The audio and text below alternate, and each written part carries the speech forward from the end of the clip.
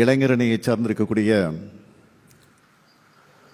மாவட்ட, மாநகர, மாநில அமைப்பாளர்கள், துணை அமைப்பாளர்கள் ஆலோசனை கூட்டத்தில் உங்களோடு சேர்ந்து நானும் கலந்து கொள்வதில் மிகுந்த மகிழ்ச்சி அடைகிறேன், பெருமைப்படுகிறேன். இந்த வாய்ப்பை எனக்கு உருவாக்கி தந்திருக்கக்கூடிய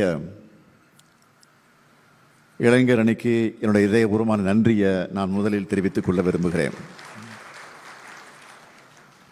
பொதுவாக இளைஞரணி நிர்வாகிகளாக இருக்கக்கூடிய உங்களை சந்திக்கிறதுல எனக்கு அதிக மகிழ்ச்சி தருவது வேறொன்றும் நிச்சயமாக இருக்க முடியாது.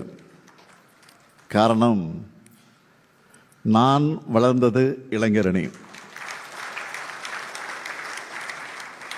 நான் வளர்த்தது இளைஞரணி, என்னை வளர்த்தது இளைஞரணி. அதனால தான் உங்களை சந்திக்கிறதுல அளவு கடந்த மகிழ்ச்சி அடைகிறேன். நான் வளர்த்த இந்த இளைஞரணியை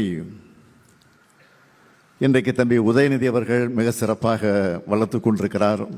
தொடர்ந்து வளர்த்து இந்த இயக்கத்திற்கு துணை நிற்கப் போகிறார். அதற்கு எடுத்துக்காட்டு தான் லட்சக்கணக்கான இளைஞர்களை கொண்டு வந்து இந்த இயக்கத்தில் அவர் சேர்த்திருக்கிறார். கொள்கை பாசறை பயிற்சி முகாம்களை நடத்தினது, முரசொலி இதழிலே கடைசி பக்கத்தை பாசறை பக்கமாக வடிவமைச்சு கொள்கைகளை பரப்பக்கூடிய அந்த பணி, அதேபோல் முத்தமிழறிஞர் பதிப்பகம் தொடங்கினது, தொகுதிகள் தோறும் கலைஞர் நூலகங்களை திறந்து வச்சது, இளம் பேச்சாளர்கள், எழுத்தாளர்கள், ஆராய்ச்சியாளர்களை, பத்திரிகையாளர்களை உருவாக்கினது, அறிவு திருவிழாவை நடத்தினது, இப்படி சொல்லிக்கிட்டே போக முடியும். அதனால தான் லட்சக்கணக்கான இளைஞர்கள் நம்முடைய திமுக இளைஞரை நோக்கி வந்து கொண்டிருக்கிறீங்க. தம்பி உதயநிதியும் கடுமையாக உழைக்கிறார். அதனால தான் இன்றைக்கு துணை முதலமைச்சராக உயர்ந்து இப்போ சட்டமன்ற எதிர்க்கட்சி தலைவராக இன்றைக்கு விளங்கி கொண்டிருக்கிறார். தம்பி உதயநிதியினுடைய இந்த வளர்ச்சிக்கு இளைஞரணியினுடைய நிர்வாகிகளாக நீங்கள் தான் அதற்கு அடித்தளம். உங்களுடைய உழைப்புக்கும் உங்களுடைய செயல்பாட்டுக்கும் நான் என்னுடைய பாராட்டையும் நன்றியும் முதல்ல தெரிவிச்சுக்கிறேன். நடந்து முடிஞ்ச சட்டமன்ற தேர்தலில் நாம் வெற்றி வாய்ப்பை இழந்துட்டோம். இன்னும் சொல்லணும்னா, இன்றைக்கு நம்ம ஆட்சியை இழக்கலை, நம்முடைய தயவில் தான் ஆட்சி நடந்துக்கிட்டு இருக்கு.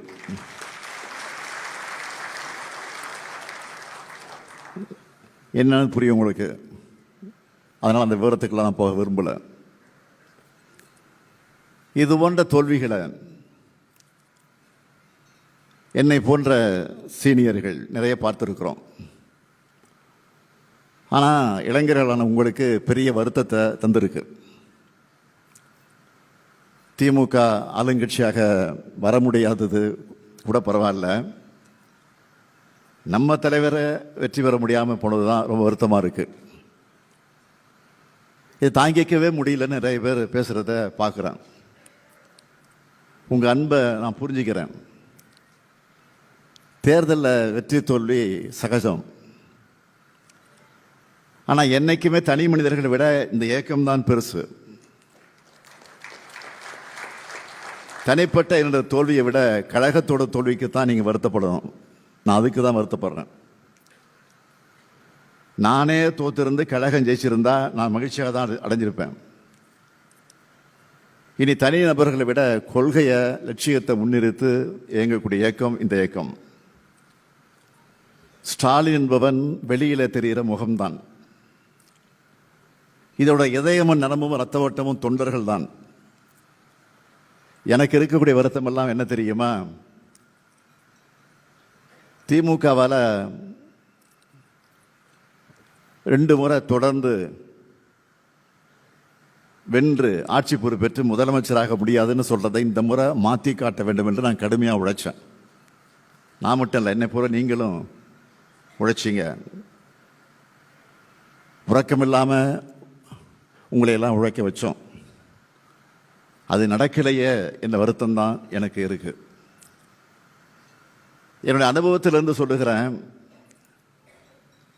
அரசியல்ல மேடு பள்ளம் வரும், ஏற்றம் இறக்கம் வரும். இன்னும் சொல்லணும்னா, நாம் பார்க்காத வெற்றியும் இல்லை, நாம் பார்க்காத தோல்வியும் இல்லை. திராவிட முன்னேற்ற கழகம் என்பது 1949 தொடங்கப்பட்டுச்சு. 52 தேர்தல் நடந்துச்சு, அதில் நாம் ஈடுபடலை. 57 நடைபெற்ற தேர்தலில் நம்முடைய கழகம் களத்தில் இறங்குச்சு.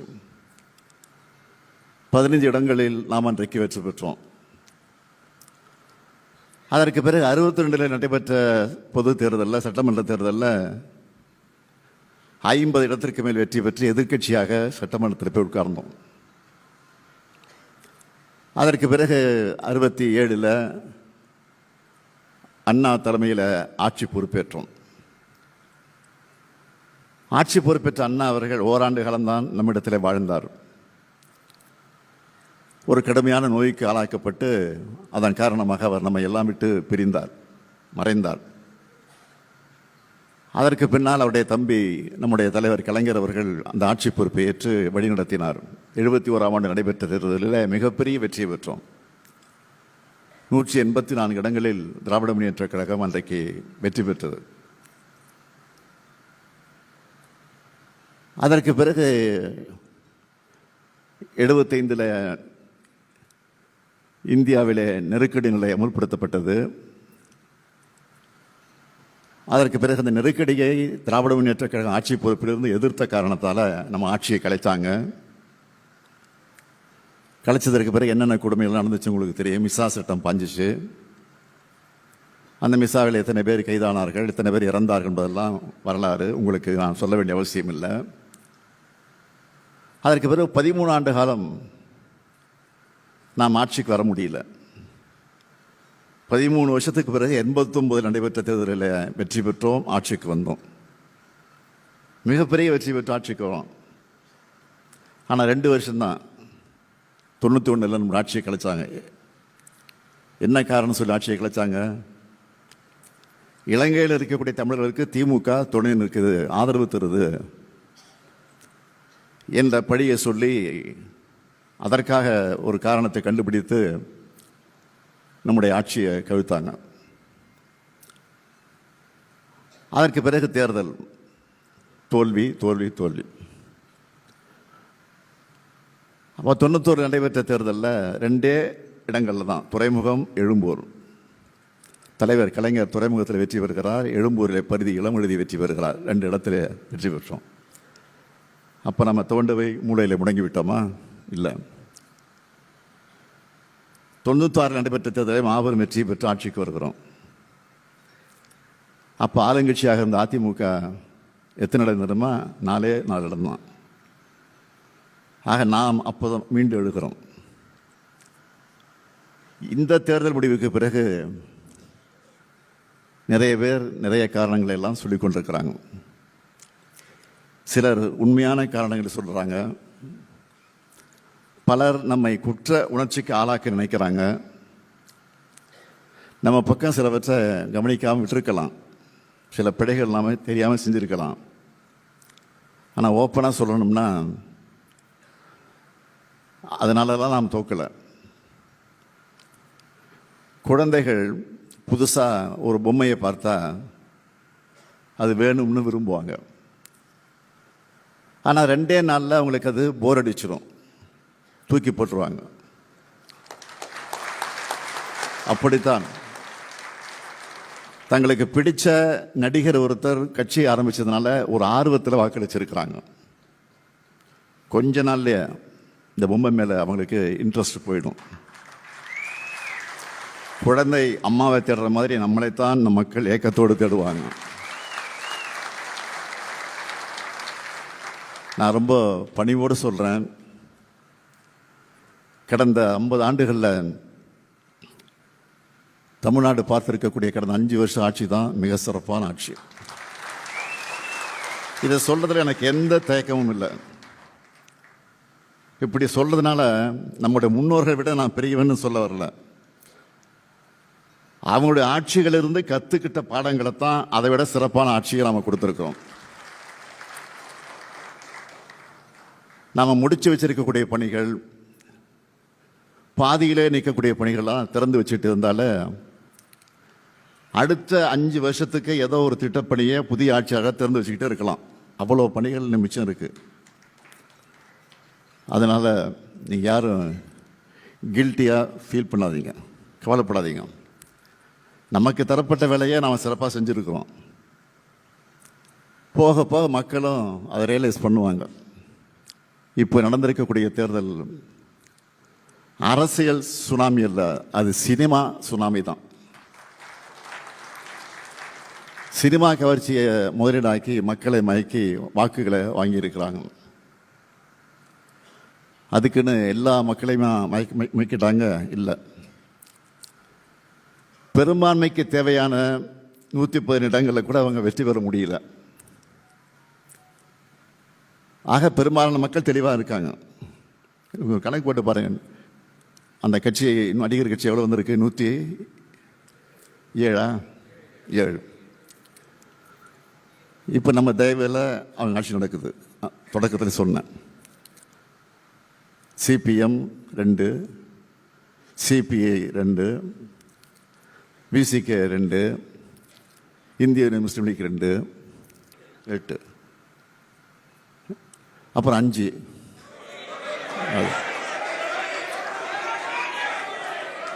ஆக இந்த 13 அந்த 107 சேர்ந்தா 120 தான். அதிமுக 2ஆக உடைச்சு அதில் கொஞ்சம் அதிகமான இடங்களை எடுக்க முயற்சி பண்ணாங்க. அது தோல்வி அடைஞ்சிருச்சு அவங்களுக்கு.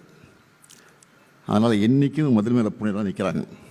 என்னைக்காவது எந்த நாளாவது விரைவில் அதை கவிழத்தான் போகுது, அதில் எந்த சந்தேகம் இல்லை.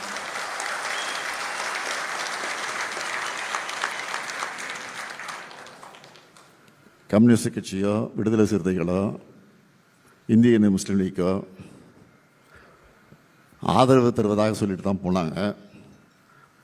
ஆனால் ஆதரவு மட்டும் இல்லை, அமைச்சர்களிடம் பெற்று இருக்கிறாங்க, வாழ்த்துக்கள்.